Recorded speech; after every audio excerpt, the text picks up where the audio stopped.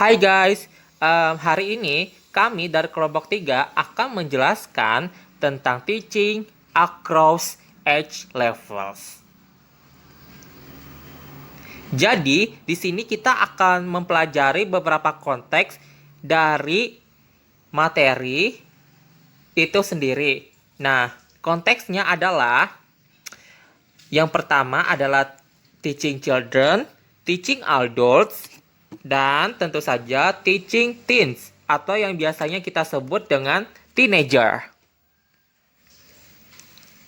Di sini aku akan menjelaskan tentang 5 pendekatan yang sangat praktis untuk mengajarkan anak-anak.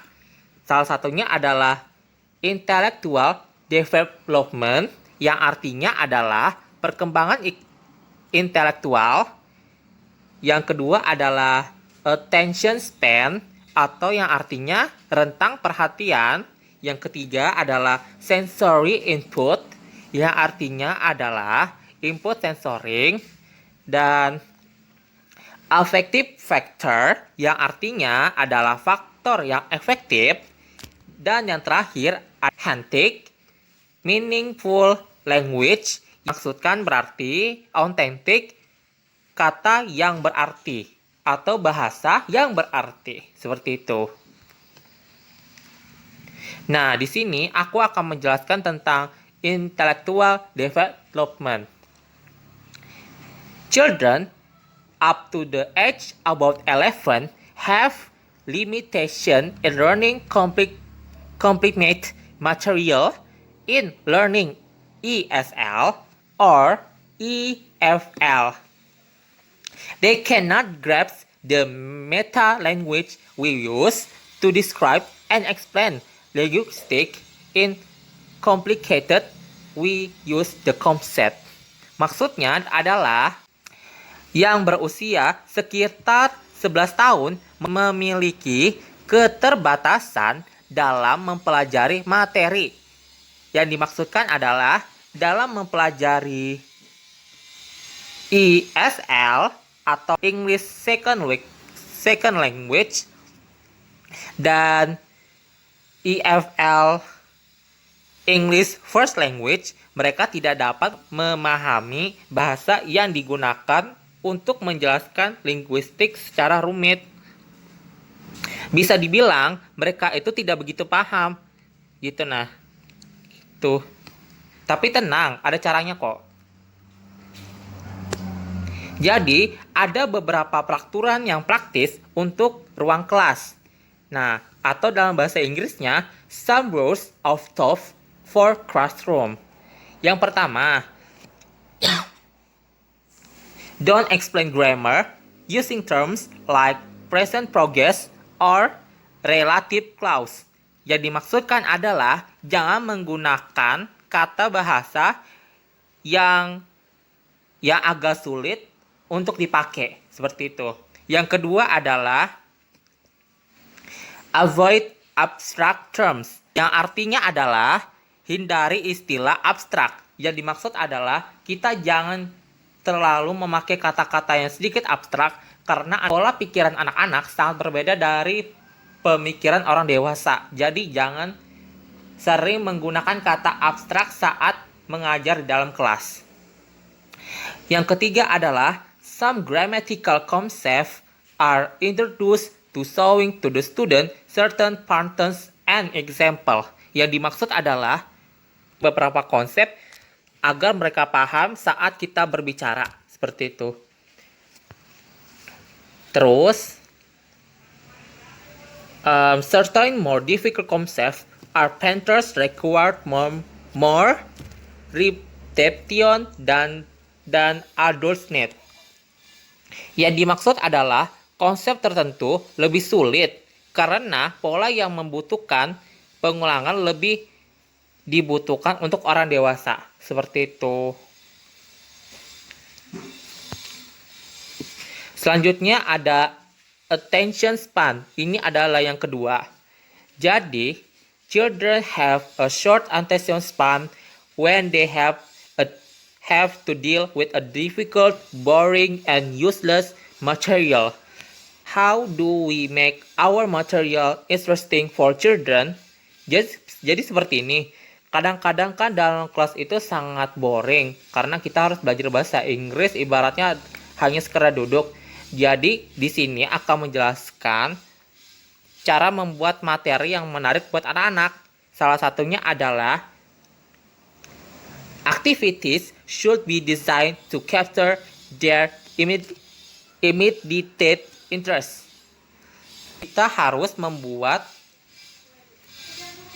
kelas kita itu sedikit menarik agar para murid itu minat atau suka dengan pelajaran kita. Seperti itu. Yang kedua adalah a lesson need a varied to activities to keep interest and attention alive. Yang dimaksud adalah dalam mengajarkan bahasa Inggris, kita membutuhkan berbagai kegiatan untuk menjaga minat dan perhatian mereka supaya mereka bisa fokus. Seperti itu. Yang ketiga, a sense of humor will go a long way in keep children laughing and learning. Yang dimaksud adalah rasa humor akan sangat membantu untuk anak-anak bisa tertawa dan bisa belajar. Seperti itu. Contohnya adalah saat kita membuat video atau menunjukkan video dalam bahasa Inggris tapi lucu. Nah, di situ kesannya itu tidak begitu serius gitu. Nah, ibaratnya ada sistem bercandanya juga, tapi ada juga belajarnya. Seperti itu.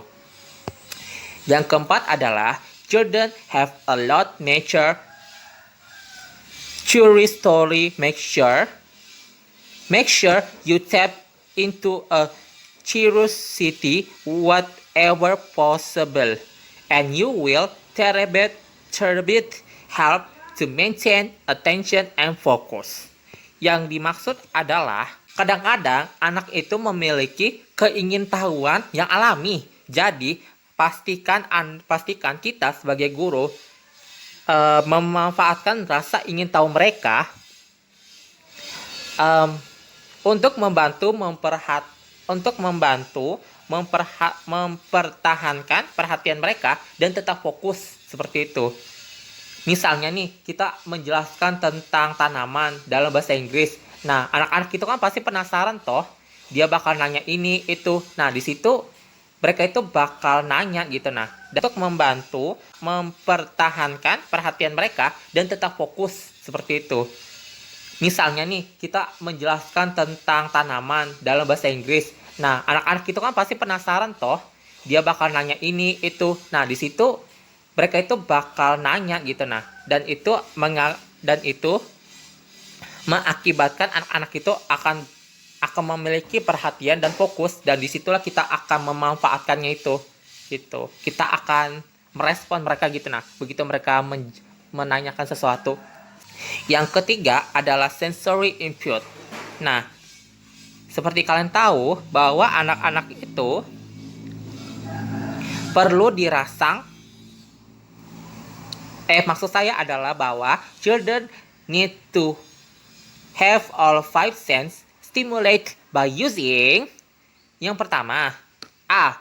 Projects and other hands of activity go a long way toward helping children to internalize language.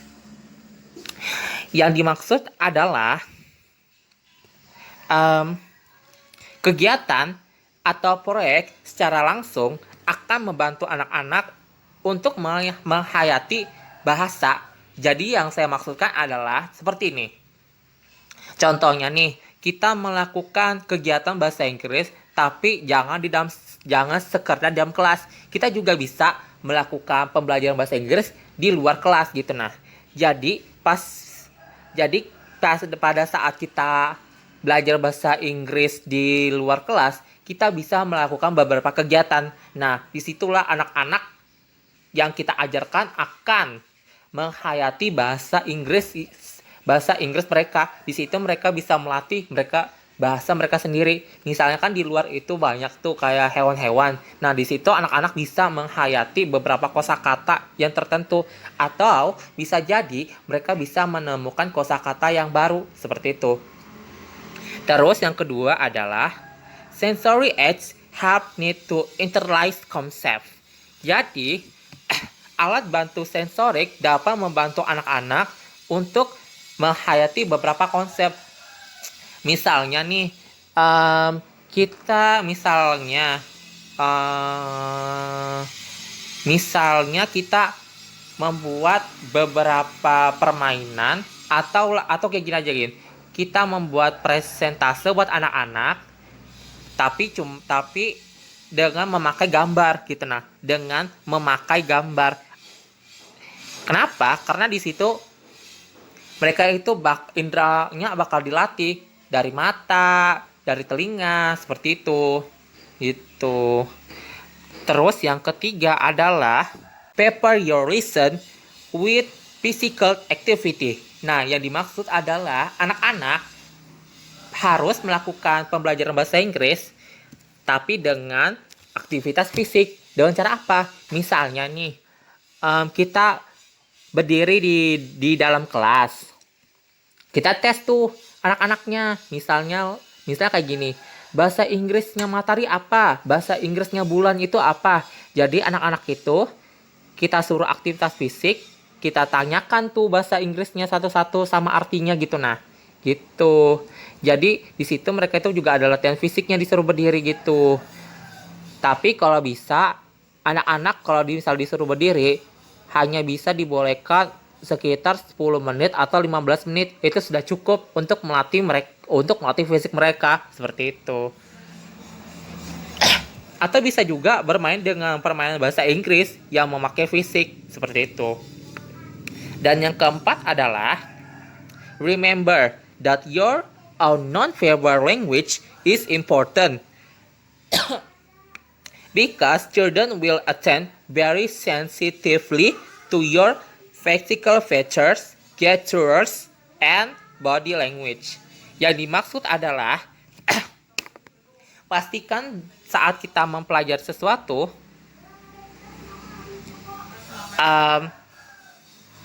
kita harus memakai bahasa nonverbal yang tidak begitu mencolok gitu nah. Kenapa?